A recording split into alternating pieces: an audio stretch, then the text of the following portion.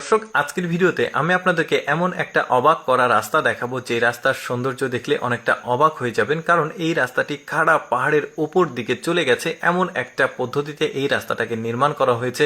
খাড়া একটা পাহাড় মানে মাটি বা সমুদ্রপৃষ্ঠ থেকে অনেক উঁচুতে পাহাড়ের উপরে এই রাস্তাটা নির্মাণ করা হয়েছে। কেন এত কষ্ট করে এই রাস্তাটা তৈরি করা হয়েছে এই ভিডিওর শেষের দিকে গিয়ে বুঝতে পারবেন। কারণ এই রাস্তার ঠিক শেষের দিকে একটা চমৎকার দৃশ্য আপনারা দেখতে পাবেন, যে কারণে এত কষ্ট করে এই রাস্তাটাকে নির্মাণ করা হয়েছে।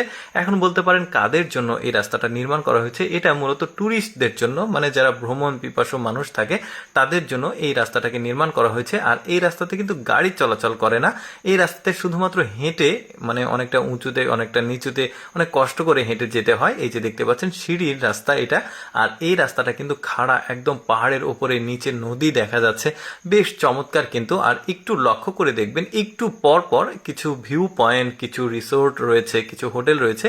আর এই রাস্তাটার নাম হচ্ছে উশান 3 জর্জেস ড্রাগন রিজ, অর্থাৎ এটা হচ্ছে চায়নাতে অবস্থিত উশান 3 জর্জেস ড্রাগন রিজ। ইন্টারনেটে খোঁজ করে দেখতে পারেন। এই রাস্তাটা বেশ চমৎকার কিন্তু, একদমই সমুদ্রপৃষ্ঠ বা মাটি থেকে অনেক উঁচুতে। এই যে দেখতে পাচ্ছেন একটু পরপর রেস্ট নেওয়ার জায়গা আছে।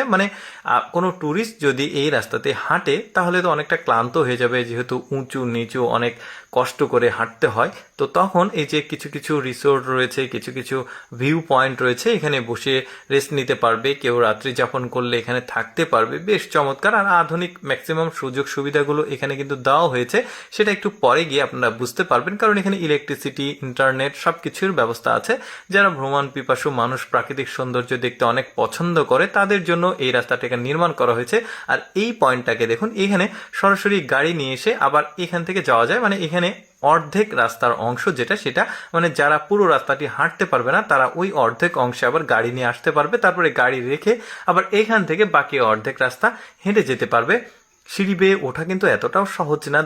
যারা দুর্গম পাহাড়ি রাস্তাতে হাঁটা চলাফেরার অভ্যাস আছে তারা কিন্তু জানে এই ধরনের পাহাড়ি রাস্তায় কতটা কষ্ট হয়। এই যে দেখতে পাচ্ছেন বিভিন্ন ধরনের স্ট্রাকচার এখানে নির্মাণ করা হয়েছে, যাতে ট্যুরিস্টদের মনোযোগ আকর্ষণ করা যায়, ট্যুরিস্টদেরকে বিভিন্ন সুযোগ সুবিধা দেওয়া যায়। এই যে দেখতে পাচ্ছেন কারেন্টের যে পোলটা, সেটা দেখা গেল। ওই যে সামনে কিছু হোটেল রিসোর্ট রয়েছে, এখানে কিন্তু অনেকে রাত্রি যাপন করে এখানকার সৌন্দর্য দেখার জন্য। অনেকটা রাস্তা কিন্তু শেষ হয়ে আসছে। এই যে দেখতে পাচ্ছেন এখানে কিছু রিসোর্ট রয়েছে, যারা এখানে রাত্রি যাপন করতে চায়, প্রাকৃতিক সৌন্দর্যের রাত্রের ফিল নিতে চায়, তারা এখানে হোটেল বুক দিতে পারে, রিসোর্ট বুক দিতে পারে। আর এইটাই হচ্ছে লাস্ট প্রান্ত। দেখুন এখান থেকে নদীর সৌন্দর্য, তারপরে একটা পাহাড়ি শহরের সৌন্দর্য, আশেপাশের যে প্রাকৃতিক সৌন্দর্য সেটা কিন্তু উপভোগ করতে পারে। যেটা